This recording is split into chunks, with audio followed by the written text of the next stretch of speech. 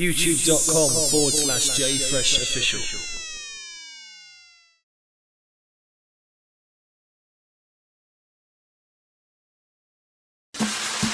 What's going on? It's Fire Radio right here. The sound of the basement, the Friday night show where we go with the dubstep, the grime and the bassline flavours. Now my guest, I've been trying to get him back in the studio for about a year since his last interview. He's vibes in. He is the original Billy Sarstead. Funtcase is in the building. What's happening, mate? Yo, what's up, man? Round two. Exactly, round two. I can't believe it's been over it's been just over a year since you were last in here, man. Really? When was it? It was the back end of 09. I think it was kind of September, October time, and things are flying by. But thanks for coming in, man. We needed you here in the studio. You brought the guys along who were just taking it nice and easy on the leather sofa. Yeah, the other Bournemouth man, then, right? Exactly. They're just holding it down real nice right about now. Now, where to start with you, really? I mean, it was the first interview. We went into your background, we went into the name Funtcase and influence, all that stuff. But now we're talking next level stuff. What do you ask now? Now, there's plenty of questions lined up, my friend. But first off, I'm going to talk to you about DJ bookings. Right, let's do it. I am in pieces in the middle of Freshers Fortnight. I've got my Barocca and my water, and I'm hanging. And yeah, I'm playing over the South Coast. Yeah. When you're playing nationwide, when you're boarding planes and playing all over the globe, you're still in one piece, mate. What's going on? I'm in pieces. You know what? It's nice. At the moment, this week, actually, I've got 2 weeks off, and I'm playing Bournemouth this week. So both gigs. So it's nice to have that time, but I don't know. It gets a bit much after a while. You've been touring, gigging all over the place, experiencing different cultures, different sounds, different parts of the UK. I mean, we know about places like Amsterdam. We know about Tokyo.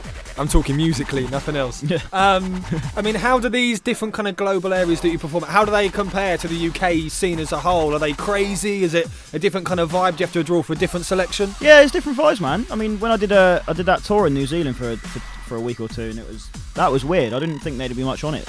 Got over there and everyone was off their bloody nut.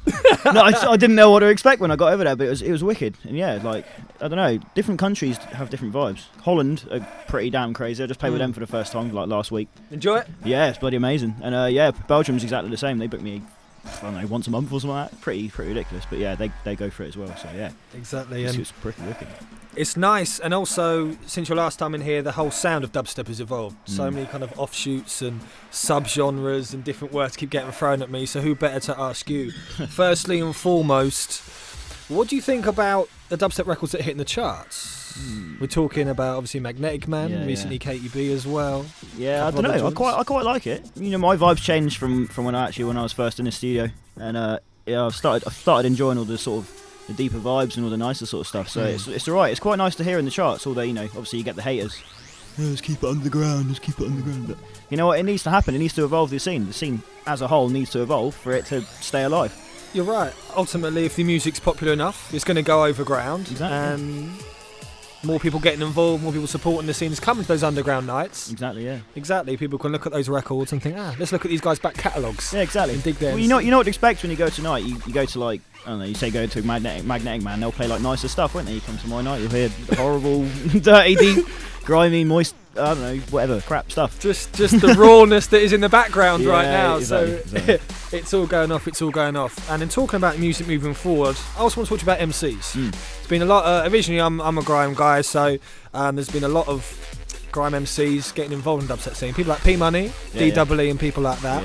Again, there's different arguments coming back and forth about whether it's a good thing, a bad thing or whatever. What's your take on it performing? I mean, what's your vibe with the MCs?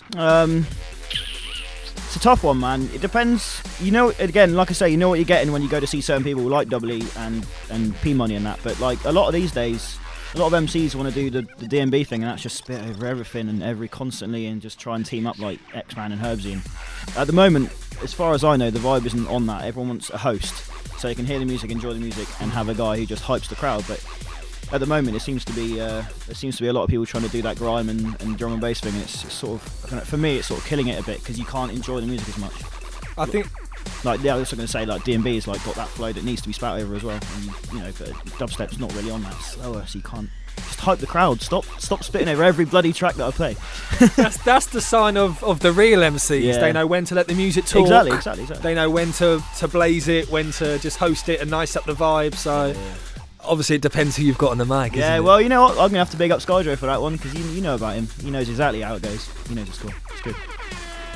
You have to give Skyjo a little, have to give him a little air horn there. Yeah, big up that's big. Skyjo. Yeah, he That's knows big. the man knows how to perform. Yeah, of course, man. I had to big him up, man. I had to. Where is he? Where is he these days? Your guess is as good as mine, mate. Could be doing anything at the moment. Wherever you at, holler at us, mate. Yeah. And we're talking about music and about the music changing. Recently, so many collaborations for you. Audio Sleeves, obviously, on the South Coast. That's sick. Marco Del Horno recently as well, the remix of that. Love that record. Southbound Hangers as well. What kind of future bits are you working on at the moment? And is there a strong sense of kind of togetherness with the kind of dubstep community, especially on the South Coast? Yeah. Actually, it's nice. Dubstep's got a lovely scene because I went to Outlook and I was expecting to meet people like Scream, Hatch and all that, and expecting them to be like drum and bass, where they'll be like kind of dismissive of all these new people and that sort of thing. You go to Outlook and everyone's a mate. You can talk to Scream on a level, you can talk to Hatch on a complete level, and it's not, I don't know any other scenes that really do that. It's all attitudes and stuff. But yeah, I love Dubstep Drive, man. It's great. It's one of the best, actually. Yeah. That's wicked. In terms of new records that you're working on at the moment, you're quite a prolific producer. Lots of bits coming out, original productions. Yeah. Well, you tilt your head when I say quite prolific, but I don't know. I'm working with a few heads. Again, I'm working again with That Sick. I'm still working with Trolley, obviously, because he's from the South Coast. Of course. I've got a new thing working with Chrissy Chris coming out soon. I think I'm doing a remix for Borgor as well. But yeah, there's a nice few things coming out in the pipeline. I can't really remember who else I'm working with actually, but that's the role. That's where the role of your PA comes in. yeah. Call my agent. You can ask him. He'll know. I don't know. Paul at Maximum Boost. Yeah. Big up Crafty. Guy's a legend. And what's a really interesting point, I think, going on from the togetherness that you spoke about, the fact that you can go out to people who've been at the very inception of scenes and chat to them and everyone's from corner level, is recently there was the Party for Pakistan event at O2 Academy in Islington. And that sort of whole wealth of artists from across loads of different scenes come together. But obviously EP Money, I think Plastician was there as well. Mr. Jam obviously reps the music heavily as well. So that togetherness, man, I mean, is that one of the reasons why the scene is so strong, is expanding commercially and also on that kind of global scale as well? Yeah, you could say that.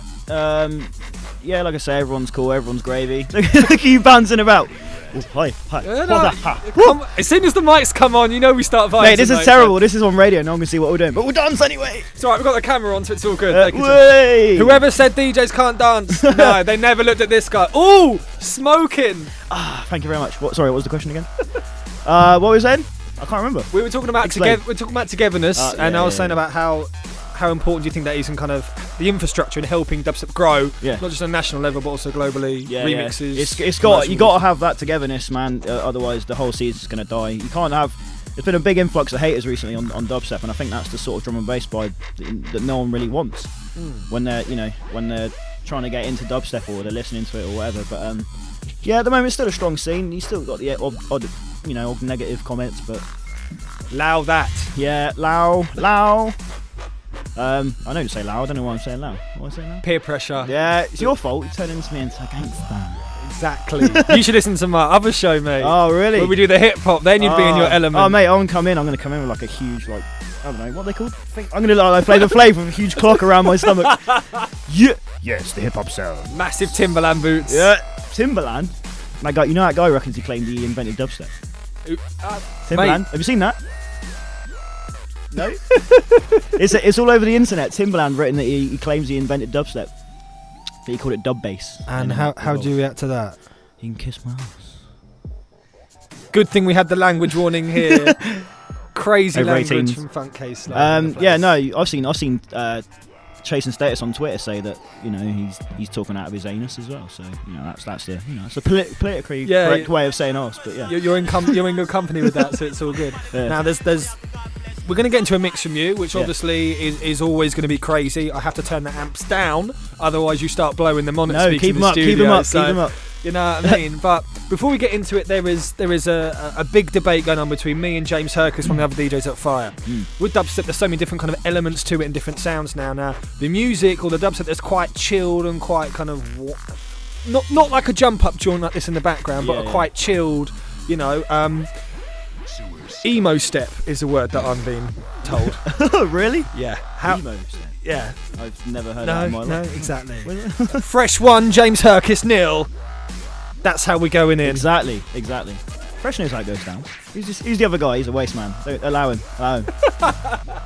Please don't kill me. I don't live anywhere in Bournemouth. Now listen, before we get crazy with Funtcase, we're going to get into your mix. Yeah. What can people expect? The usual nastiness. Yeah, of course. But I've got a few deeper bits. I'm gonna drop in because I'm enjoying that vibe at the moment. Exactly. Now, how can people keep up to date with what's going on in the world of you? Of me. Are you heavily online? Are you a big Twitter man, or are you not really on? Yeah, I'm on Twitter. Twitter.com/Funtcase UK, or you can go onto my Facebook page. You've got to search me. Actually, you're gonna have to go onto my fan page because I've got too many Facebook friends. Too many friends. That's how you're going. 5,000 friends. Yeah, go onto my fan page. That's facebook.com/pages/Funtcase. Exactly. Many thanks to Funtcase for passing through, mate. It's great to catch up. I'm looking forward to your mix live in the place. Look it. Exactly. Let's get into this. So right up next, live in the place, you got Funtcase special guest mix right here for J Fresh on Fire Radio.